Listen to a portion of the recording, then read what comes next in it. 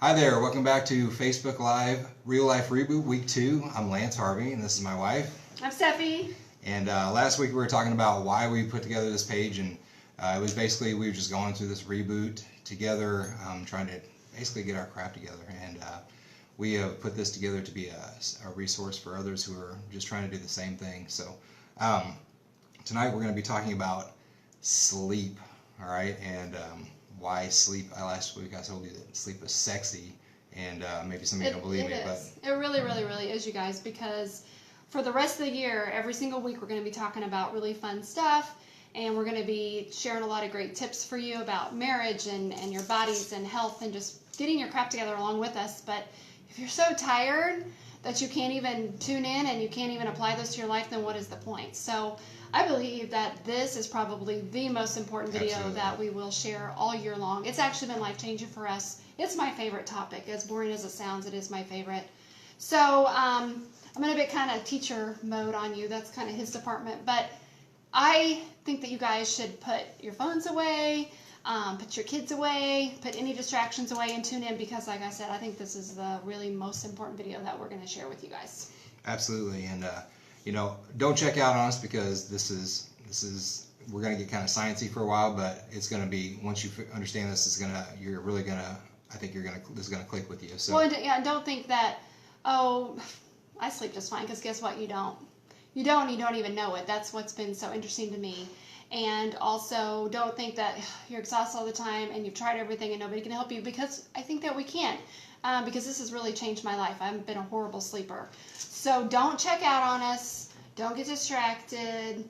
all right, and just get ready. Be ready to figure out our sleep. Okay, so the first thing we need to talk about, though, before we start talking to the ins and outs of sleep, is we need to talk about our circadian rhythm. And throw a comment in there if you've ever heard of the circadian rhythm. I'll tell you that I hadn't heard of it for whenever I first started learning about this. It was news to me, and it's really interesting because the circadian rhythm, everybody has one, and it is our biological time clock, and not the biological time clock that like women have, like when they can have babies, but the biological time clock that basically runs us every single day. And it runs on a 24-hour cycle, and our circadian rhythm is attuned to control our brain. And so the things it does is it controls our heart rate, it controls our blood pressure, it controls the type of hormones that are secreted and what time, and also it just turns on every genetic function that we have. You know, our DNA is made up of all these genes that we get from our parents and our ancestors, and they have certain functions that keep us alive. And our circadian rhythm is what monitors those and what turns those on and turns them off at certain times. And so the circadian rhythm is obviously really important, and it's controlled by a part in your brain called the hypothalamus. You guys might not care about that, but I think it's kind of interesting. And your light from your eyes tells the hypothalamus, whenever in the morning, the light that is perceived by your eyes goes to the hypothalamus, and it tells your brain, turn everything on. All right, so it elevates your heart rate, elevates your temperature, elevates your blood pressure, and then also tells you to turn some things off, like the secretion of melatonin, which is what makes you sleepy. And so the circadian rhythm basically wakes you up during the day, and it cycles, and we're not going to get into the ins and outs of the things it does on it, on its cycle, but at night it reverses, and as the light starts to go down and your eyes start perceiving less light, that's when it's a signal for your brain to start to shut down and start to put you into sleep mode. You guys know what that is. Like in the wintertime when the time changes and everybody is like, oh my gosh, I'm so tired, I have to go to bed, and then it's like 4 o'clock, everybody wants to go to bed. That's your body's process. That's basically exactly what he's talking about. Your body is a computer. It tells everything to do. It's super important. Yeah. And so as your rhythm starts to wane and your body starts to prepare itself for sleep, that is whenever a lot of the important processes in your body take place, actually, is when you're sleeping. And if your sleep is short-circuited, then that knocks off your circadian rhythm, and it causes a multitude of problems. Your body doesn't really know how to respond with that. And unfortunately, in our society, like that's what we're pretty much trained to do. We don't value sleep, and so we're trained to disregard sleep, and then that throws our body off, and then it throws everything else out of whack. And It literally makes you sick. yeah. So we're going to talk a little bit about what does real sleep look like? What is it supposed to look like? And then we'll compare it to what the sleep that most people get or don't get looks like, and the problems it causes, and then how can we fix that? Okay, so sleep. Most people have heard, hey, we need to get 8 hours of sleep per night. That's a myth. Okay, now the quantity of sleep of 8 hours is not something that's necessarily like, oh, you have to have 8 hours. It is based off of old studies, and there's actually a better way to figure out how much sleep that you need. And so what ends up happening is your body works off what is called a cycle.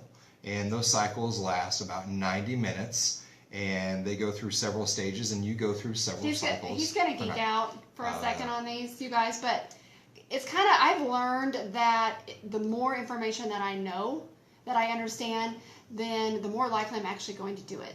Because, knowledge is power. You've heard that phrase before. But also, there's a new phrase that I've heard before that I love saying it, because you can't unknow something. Once you know it, you can't unknow it. So if that sticks in you and it clicks with you and you understand exactly how your body works and why, then I think you're going to be more likely to pay attention to your body and to do it. Okay, sorry, go ahead. Oh, that's right. Okay, so you have these sleep cycles, and like I said, they go in stages. And so here's how it works. You have the first stage of sleep, which is called N1, or non-REM stage 1. And that's the stage where you're kind of like falling off into sleep. You're kind of relaxed. You hear things, but you don't really want to respond to them. And, you start to twitch and, jerk and things like that. And that's your body's last, vestige hold on consciousness. But if you hear a loud noise, or someone comes up and, claps in your face, or you hear a truck outside, you snap out of that sleep. And so it's a lighter sleep stage, but it kind of just takes you into the beginnings of a deeper sleep. And then after that, it takes about 10 minutes. After that, you get into what is called N2 sleep. N2 is a deeper sleep, and your brain wave puts out what's called theta waves. And these theta waves are still kind of, fast moving frequency, but then your brain starts to shut stuff down. And it's a deeper sleep. You're less likely to respond to outside stimuli, and you're in a deeper sleep. And, that's whenever you're really, really in a good state of sleep. And then your body moves to, that takes about 20 to 30 minutes, and then your body moves to what's called N3. N3 is the deep sleep. That is the sleep where you're just slobbering, dead to the world, the sleep that everybody loves to get. And it's the sleep where your body, the blood pressure, your body temperature drops, your blood pressure drops, everything slows down. And at this point in time, your body really starts to do a lot of stuff to repair itself. That's the important part. Yeah. And your brain is like shuffling around information and storing it and getting rid of stuff that it doesn't need. And then you kind of move into a different stage. You go back to the N2 for a little bit, and then you move into what is called REM sleep. And I think probably most of you have heard of REM sleep. That's the rapid eye movement. That is where you dream, the dream state where your eyes are flipping around and you're thinking about all the crazy stuff, and somehow, it becomes a realistic idea that you could be going on a roller coaster and Tell them about the body being paralyzed part. Oh, yeah. Super interesting. Yeah. A good thing about REM sleep is because when you have these crazy dreams, your brain says, well, you probably ought not to carry these out. And so your body is paralyzed during REM sleep. And so even though you want to punch somebody in the face or kick at somebody, or whenever you will try to run really fast and it feels like you just can't, that's because your body is literally paralyzed. That's why where the phrase dead asleep comes from. It could be. I don't know. It could be. So anyway, you have this REM sleep, and then you kind of cycle out of it. And eventually you come out of the cycle, and if you've had the proper rest, you feel refreshed. But so you can see where if you wake up in the middle of one of those N1, N2, N3, N4, you know how that feeling is when you wake up and you cannot get out of bed for nothing. You feel like you've been hit by a Mack truck. It's not because you haven't had enough sleep. It's not because you had too much sleep. It's because you're waking up in the middle of a cycle. So if you figure out your cycles, then that's when you can get quality sleep over quantity sleep. Yeah. So that's what we're gonna do today. Yeah, and you're supposed to have about 5 or 6 of those cycles. If you can. If you can. And they average about 90 minutes per cycle. And we're going to talk to you about how to figure out how to get optimum sleep cycles and not sleep quantity. You know, hours, blah, blah, blah. We want to try and figure out how we get our cycles. Okay, so enough of the science lesson. All right. What do we do? Why do we care about this? All right. And the reason why, and I said this earlier, but if you weren't with us earlier, sleep is when the body repairs itself. And we don't really give a whole lot of credence to what our body does when it's asleep.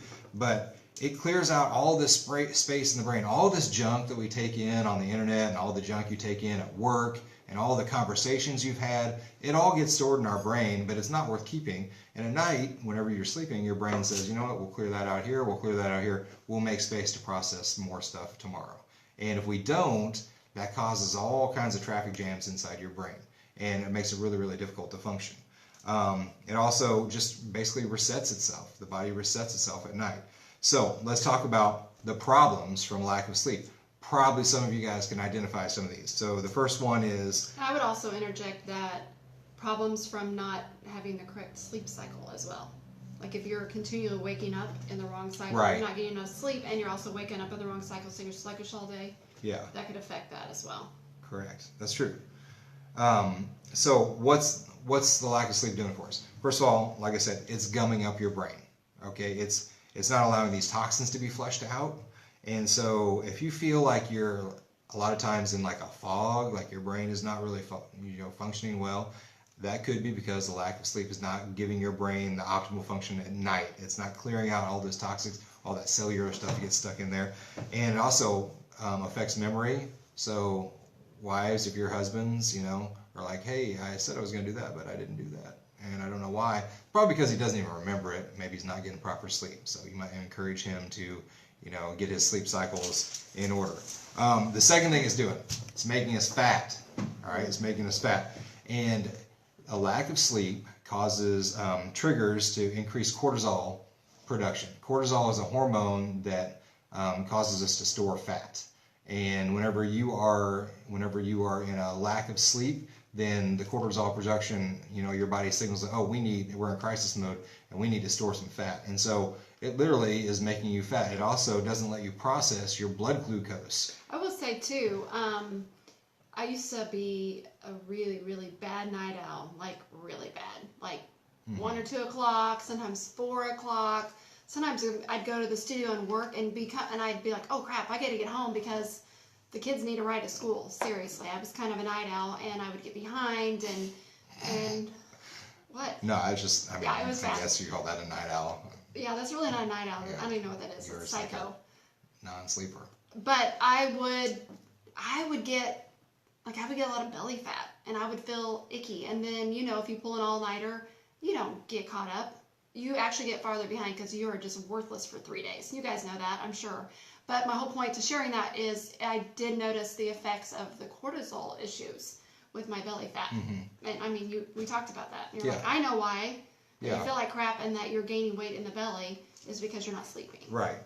And so it's gumming up our brains, it's making us fat, and then there's a cycle with that because it also causes cravings. And then whenever you're craving like sugary, sweet stuff, then you're eating fatty foods and your body's storing those fat. And so it's like a treadmill that you can't get off of. The third thing it's doing for us is it's making us depressed. Our brains are not processing the hormones that regulate our moods. And so whenever you're not getting enough sleep, your body, its anxiety level is lifted. And so that like quick response of panic and anxiousness is elevated. And so we feel angry a lot. We feel irritated. Obviously, you've seen people with lack of sleep. I'm just tired. Well, that is a response to this, the CNS not getting the proper rest that it needs. And so we're depressed. Also, sometimes the hormones that regulate our mood are not being released. And so therefore we go into this kind of depression mode, and it's really, really hard to get out of that. And so the final thing that it does is it's killing us. All right, lack of sleep is literally it is literally killing you, and it is making your lifespan much less because number one, it is increasing your risk of certain diseases. There's been a link to lack of sleep in breast cancer. There's been a link to a lack of sleep in prostate cancer. And I'm not talking like a sideways link. I'm talking like full-on studies done where the increase of these cancerous occurrences has happened directly because of people in their patterns of a lack of sleep. It causes high blood pressure, a risk of diabetes, and also it is suppressing your immune system. So if something comes against you and you're not ready to fight it because you haven't had the proper sleep, then you are subject to get really, really sick. Okay, so anyway, all those things are things that are happening whenever you're losing sleep. So what can we do? And you're waking up within the wrong cycle. Yeah. So what can we do about that? Well, here are a few tips to make sure that you are getting the right sleep and how you can optimize your time sleeping in the bedroom. So. And also, we're going to give you the formula for figuring out your sleep cycle too. So stay tuned. We're almost done. Okay. All right. So the first thing that you need to do is make sure that your room is dark. Okay. Make sure your room is dark. If you sleep with windows and you've got lights coming in from the streets, even a crack in your curtain can affect you. Tell them about the ear thing. No, I'm not going to talk about that right now. I don't want to talk about that right now because it's really, really deep and involved, and I feel like. Send me a private message. Okay. I'll tell you all about it. All right, it's pretty interesting. Anyway, the light that comes in from your room because your brain is a signal. Oh, hey, it's time to wake up. So if there's light in your room, then your brain never fully goes to sleep. And so make sure all your lights get some blackening shades and make sure that thing is dark as like a cave. Right. Okay. No, because I want to talk about this one. Okay. Also, don't go to bed in a room that's like a sauna. All right. Some people, it's wintertime, we crank it up to 75 And you men out there degrees. who love it cool, this is a good argument for you. Yeah, because you can say, hey, we're going to turn it down, we're going to save some money on the heat bill, and we're also going to get optimal sleep because it should be around 67 degrees in your bedroom. That is the best body temperature for you to sleep at.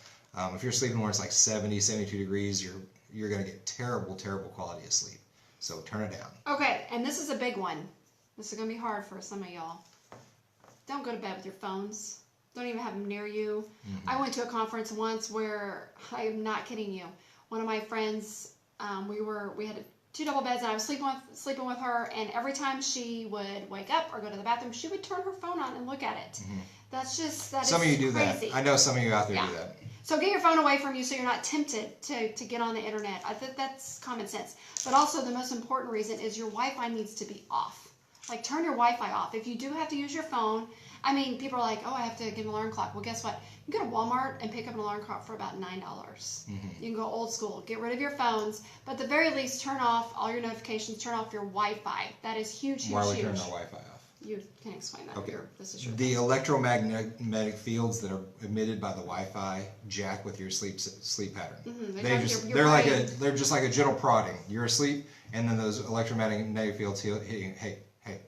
And so you never get in that full, deep sleep. And you might think that that's crazy. No, there are studies that have been linked to that. Mm-hmm. It's not. And it's made a huge difference, I think. Yeah, absolutely. No caffeine. And I know you guys have all heard this before, but a lot of you will say, oh, that doesn't affect me. I drink coffee all day. I drink pop all day. It does. I used to be an avid Diet Coke drinker. I gave it up about 3 years ago. I drank it all the time. I drink at 9 o'clock at night before I go to bed, and I thought that doesn't affect me. But once I gave it up, then the way my body felt and the way I slept was totally different. Yeah. And now if I drink coffee afternoon, no, forget about it. I won't do it. Yeah. I mean, the caffeine is a reason. There's a reason why, why it sells billions of dollars a year to keep people up, because it works. So cut it out.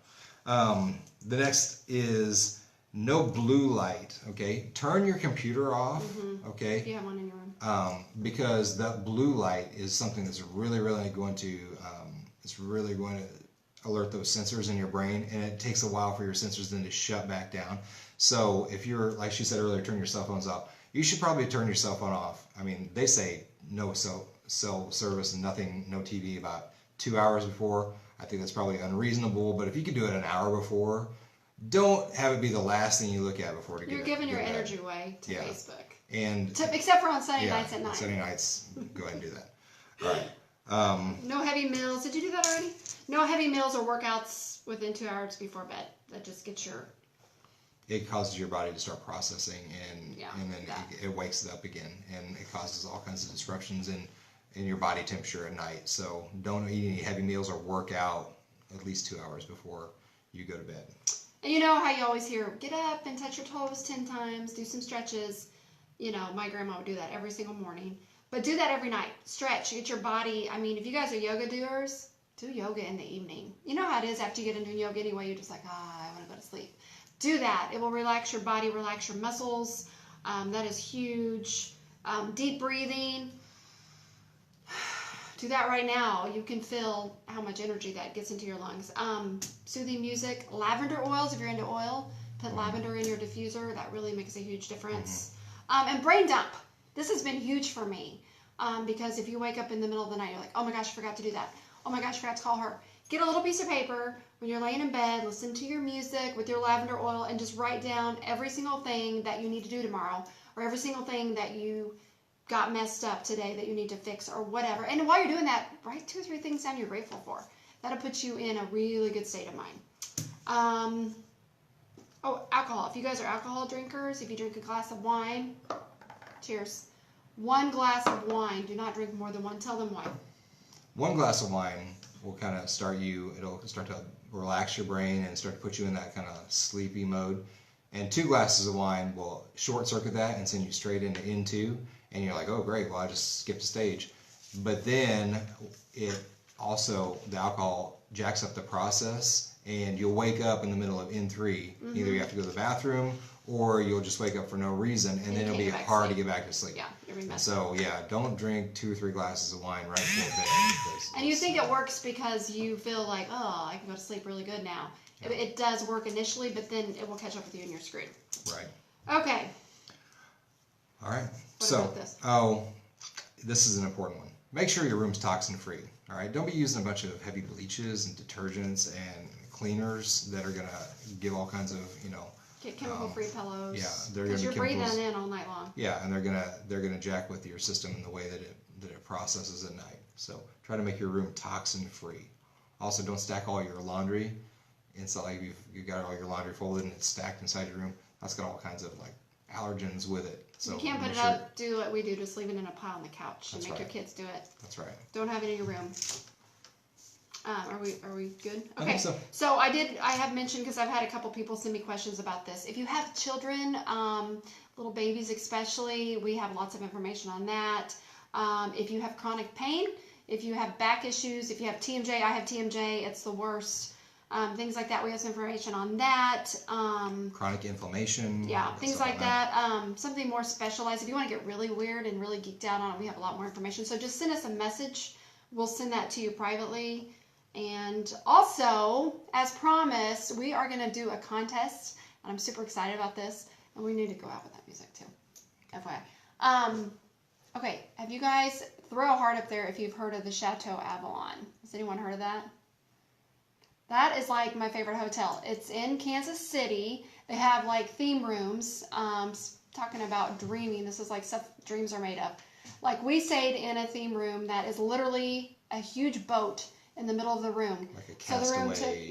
Castaway Island. It took up 2 stories. Had a treasure chest. You had to climb up into the boat to sleep. It had a treasure chest, which was the hot tub. And it had, how tall were the ceilings? Probably 12, 13, 20? I don't even know. They were huge. At least 20. I mean, there was a boat in there, so at least 20 feet. 20 feet murals of the beach, and it was awesome. Rolinda, have you been there? I freaking love that place. Anyway, there's a bunch of cool places. I will post the link, but we're going to give away at the end of the year for 2.